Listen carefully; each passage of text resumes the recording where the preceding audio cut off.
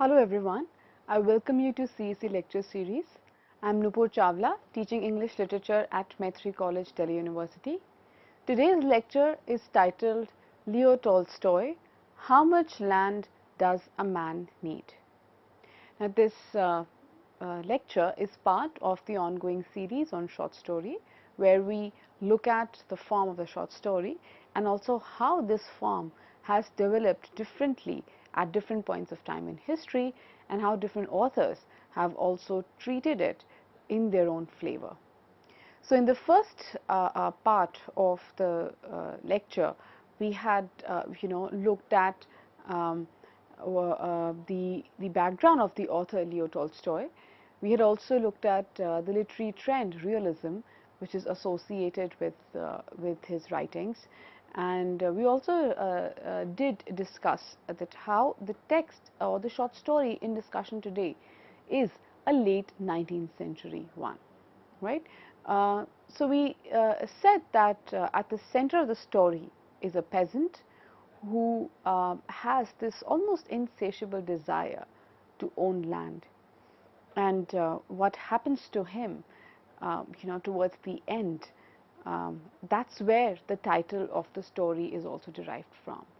And the question is, how much land does a man need, right? So we discussed that in order to do justice to the story, one can structure our comment along the four lines. At first, we talk about that how this story carries a social commentary.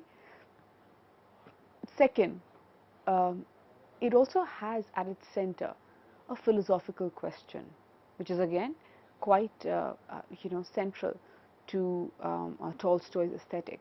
He talks about the social, he also talks about the philosophical. Third, we say that the portrayal of the peasant is incredibly human. So humanist portrayal is a third important standpoint that we need to, or a third important point that we need to look at while discussing the text. And the fourth one, and the fourth one, of course, is the realistic depiction by the author.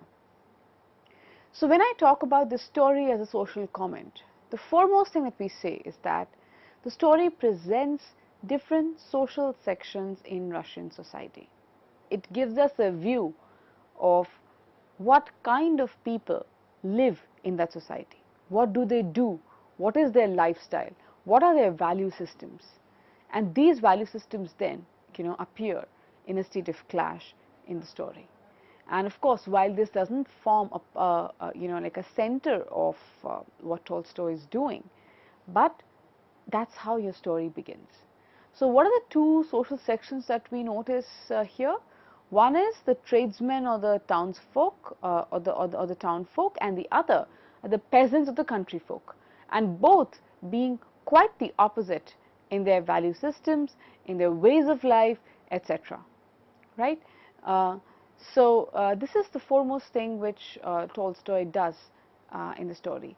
And as I had mentioned just a while ago, that two sisters are married to one to a tradesman, the other to a peasant, and their conversation, it is in that conversation that this kind of interaction between the two social groups is brought about. Now, you see, at this point of time, our central character is looking or is overhearing. Pahun is overhearing this conversation, right, and who himself is a peasant. So as he hears this conversation, he makes this remark, and let's look at it. He says, "It is perfectly true. Busy as we are from childhood tilling the Mother Earth, we peasants have no time to let any nonsense settle in our heads. Our only trouble is that we haven't the land enough. If I have plenty of land, I shouldn't fear the devil himself." Unquote. So a lot of things are happening in this one remark by Pahun. First, he says that it's actually quite true that we have been working so hard in tilling the earth that we have absolutely no time to think any idle thoughts. or to think any negative thoughts, or for that matter to let anything which is unnecessary come to our head. We are not given to any distractions, we are not given to any wine, womanizing, or any such habit, which is a big possibility in the case of the townsfolk, right? So we see him take some kind of a pride in his background as a peasant. But we say that at the same time, in the very same dialogue, what does he say? He says, but our only trouble is that we haven't had land enough. So that's exactly what I was talking about when I was discussing realism, that how both the perspectives, they come alive. If on the one hand he is proud of who he is, at the same time he is also aware of the drawbacks or the limitations of a life of a peasant. So he is not a, I would say, a worshipper, so to say, quote unquote, of any particular social section. Right? So he says that our trouble then is that we haven't the land enough. So that of course was also the case with the peasants, that they would be working on somebody else's land. So the landowner and the peasantry, they used to be two different classes, and the landowner would automatically be exploitative because the land belongs to him and the farmer or the peasant is merely a worker over there. And this reality, or this disjunct, is something that bothered the peasants, right? So that first quotation itself, highlights this fact that how both realities are spelt out in the same breath: the positive or sense of pride, and also the struggle or the limitation of being a peasant. But then he says that if I had plenty of land, I shouldn't fear the devil himself. So what we see over here is some kind of a simplicity of soul or of heart. He says that only if I get the land. So that's all that a peasant's life is defined by: land. It's a be all and end all of their existence, so to say. So that's why he says that if I had plenty of land, I shouldn't even fear the devil. So that's a big statement to make, right? Second, we say that on the one hand, while Tolstoy depicts the social sections of society, second, what he does is that he also talks about the challenges of peasant life quite sympathetically. Let's look at this quote. He says, other people are buying, said he. He is pahun, okay? And we must also buy 20 acres or so. Life is becoming impossible. That steward is simply crushing us with his fines, unquote. So we see Tolstoy being sympathetic to the peasants' concerns. What is it?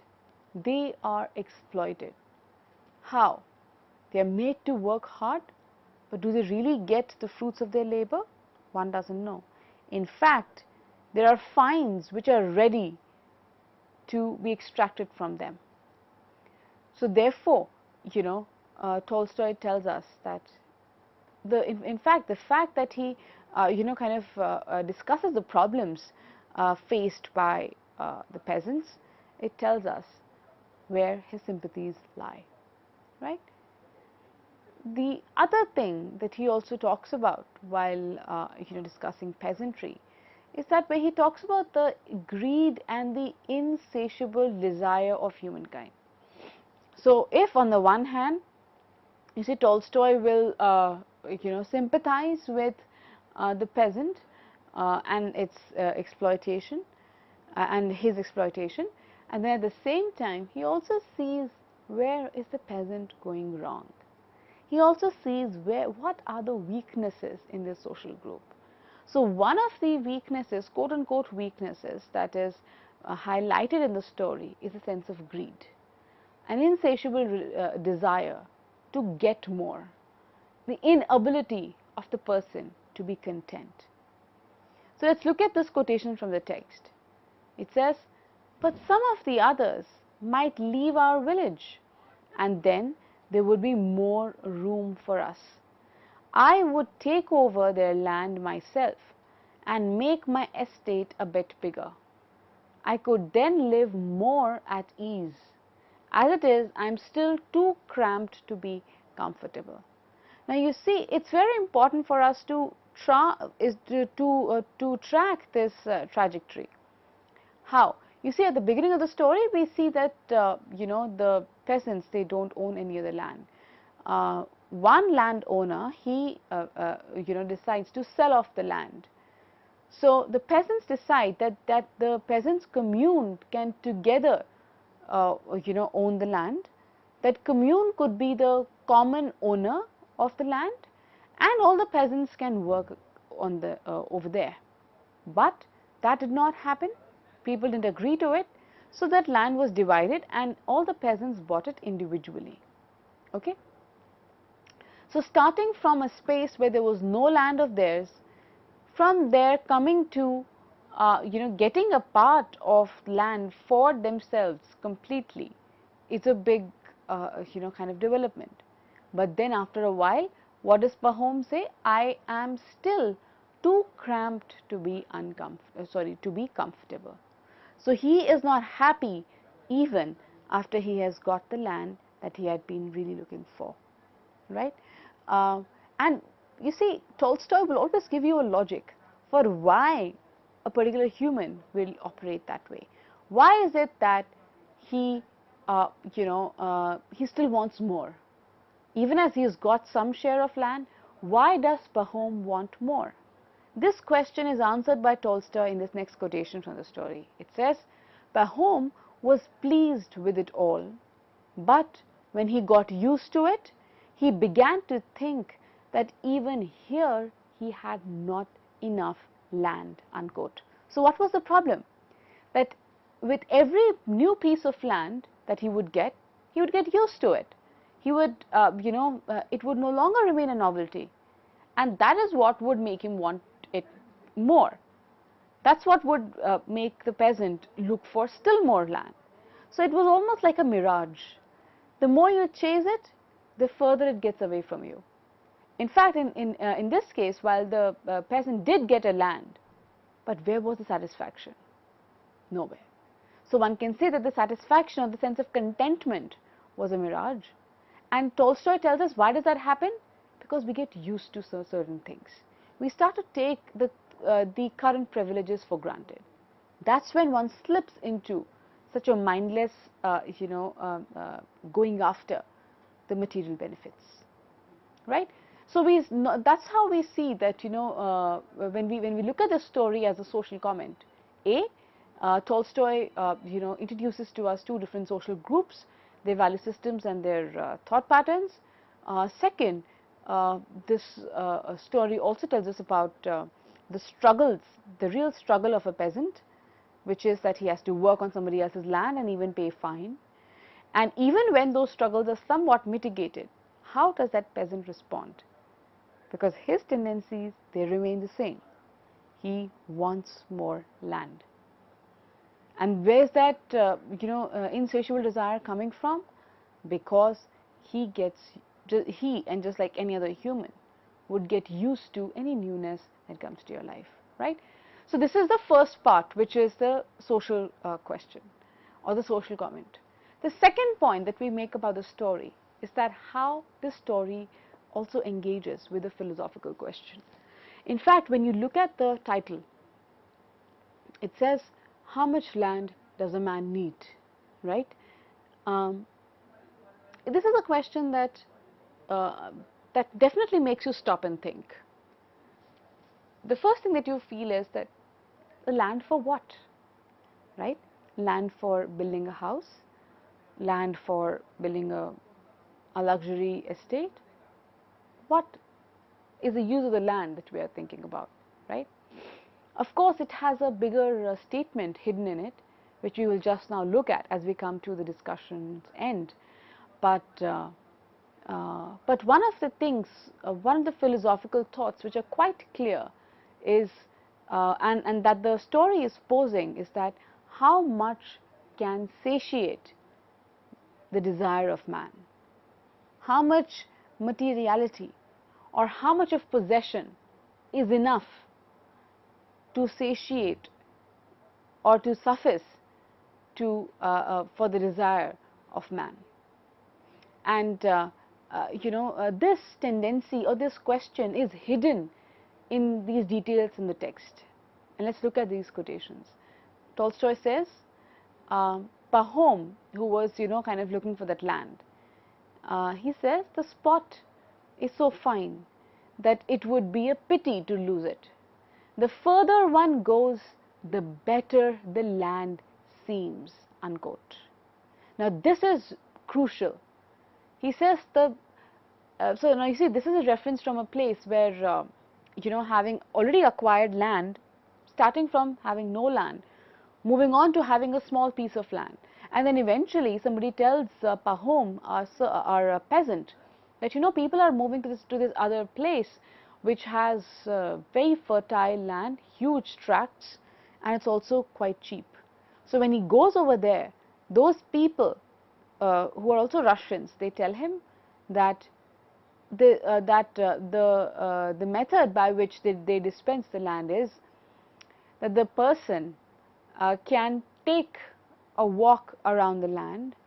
He can start from a particular point and he must come back on that point towards the end of the day. And how much ever distance that man covers, that land becomes his, right? And he just has to pay 1000 rubles. So whether he walks 50 meters or he walks 500 meters in a day, the rate is the same. So our peasant becomes enticed and he starts this quest. So that's when he makes this statement that the spot is so fine that it would be a pity to lose it. The further one goes, the better the land seems. It means that the more you explore, the more you want it. There's no end to wanting, right? So this is a very important part, and what happens, of course, towards the end is we are going to see. I mean, I wouldn't have essentially wanted to give out the climax, but the person dies. Why?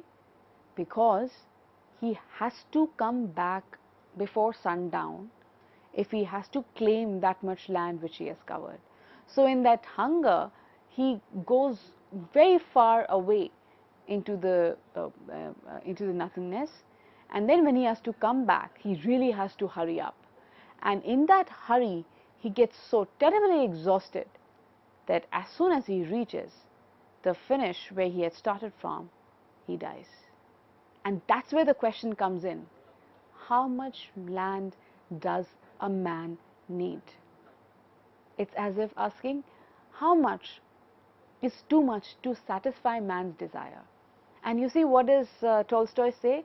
And that's what the story ends with. He says, 6 feet from his head to his heels was all that he needed. It means what? That he just needed that 6 feet of land where he could be buried. Anything more than that was nothing but a matter of his greed. So that's the philosophical question which Tolstoy is raising, making us rethink about our desires, making us really take a relook and review all that we want, all that we hanker after. Is it really that we need? Or is it that we are giving in to some kind of an impulse or some kind of a weakness, right? We should think about that. And that's the beauty of Tolstoy. So while he has taken up, you see, peasant, the case of a peasant, but see how it's applicable even to the others, and that's exactly what we were talking about in the text of realist fiction. The particular combines with the general. So the particular case of the peasant, this question is valid over there, it also combines with the general. So it also resonates with people who are non-peasants, right? From here, we also see that apart from this philosophical question, we notice that Tolstoy sides with the human and he ascribes greed in man to the work of devil, right? So for Tolstoy, it's not the man to be blamed. Now let's look at this quotation from the text. He says, then he saw that it was the devil. Now this is when Pahun was dreaming, before he goes on to claim that land, right, to walk and claim that land. He has a dream. He felt that there's a peasant outside, but says, then he saw that it was the devil himself, with hoofs and horns, sitting there and chuckling, and before him lay a man barefoot, prostrate on the ground, with only trousers and a shirt on. And Pahom dreamt that he looked more attentively to see what sort of a man it was lying there, and he saw that the man was dead and that it was himself. He awoke horror struck, unquote. Now this is a dream that he has just before he goes out to walk on that piece of land in order to claim it. But what does Tolstoy say over here? It's the work of the devil. It's the devil who sits, laughing right next to the dead body of that person. That's the dream. So that is Tolstoy indicating that this greed is not inherent in man. So he won't blame the humans or the person for having an insatiable desire. It's the work of the devil, he would say, right? A big humanist. It's not that Tolstoy would say that humans are infallible, they don't make mistakes, but he also shows the sweetness, the innocence of the peasant, that how his struggles then make him so vulnerable to these very basic tendencies, right? So that's why from here we transition to the third very important point, which is the humanist portrayal by the author. So Pahom, the individual, is not the object of criticism here. It's not that he is the one that we start to despise as a person who's greedy. In fact, the conditions are to be questioned. Heavy fines that keep peasants in a state of perpetual insecurity. This condition is what Tolstoy is making us rethink. He is not wanting us to question Pahom, right? To an extent, okay, that's his choice, but then what are the conditions around him? So Tolstoy makes us think that how the social factors, social conditions really impact individual lives, right? So hence the blame will never be on the person per se, but on social and historical tendencies. So we see in fact that Tolstoy is sympathetic and sensitive, right? And in fact at another point we also notice that Pahom, the peasant, while he is shown to be in greed of land, there's also a redeeming side of his, that he is sympathetic, he is sensitive, and he is a man of understanding, right? So when he first acquires land greater than the others, what happens are the nearby peasants, they would send their animals on his land and they would come and destroy the land. So quite unlike another landowner, he would not flare up and start to punish those people, but he understood, right? And this quotation tells us that. Tolstoy says he knew it was the peasants' want of land and no evil intent on their part that caused the trouble, unquote.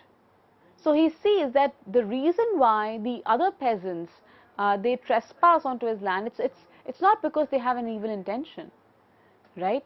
But it's just that they do not have enough land. So Pahom understood, was sensitive enough to understand the other or the fellow peasants' feelings. He's unlike any other landowner, right? He would be insensitive. So this is also a redeeming factor in his personality. So Tolstoy would not, completely criticize. So this also shows us that Tolstoy is sympathizing with the peasant and seeing him as a victim of his circumstance. The last point that we make about this story is the realistic portrayal. So we see that Tolstoy presents Pahom as a man who's a result of circumstance, social and the individual connect. Remember, that's what George Lukács had said while discussing realism. So social and the individual, they are in organic connection. And how do we see that? We see that in the case of Pahun. Second, they have ambition, the potential, the desire to do good, but they get stuck. Who are they here? The peasants. Again, talking about both the positive and the negative, not being biased. Third, peasants are better off than the tradesmen who are shallow, but peasants have their own problems as well. So there are no absolutes in Tolstoy's realistic universe. One might say that does he not take a stand then? Does unbiased representation mean that he would not side with anybody? No. The larger sympathies can definitely be seen. He's on the side of the human. He's on the side of a genuine human, a struggling human, and he would give all in order to understand him, right? That's where Tolstoy's sympathies would lie. So we see that that's how this story, How Much Land Does a Man Need, raises so many questions, makes us think about all these points, which are of immense significance when we deal with 19th century literature. Thank you.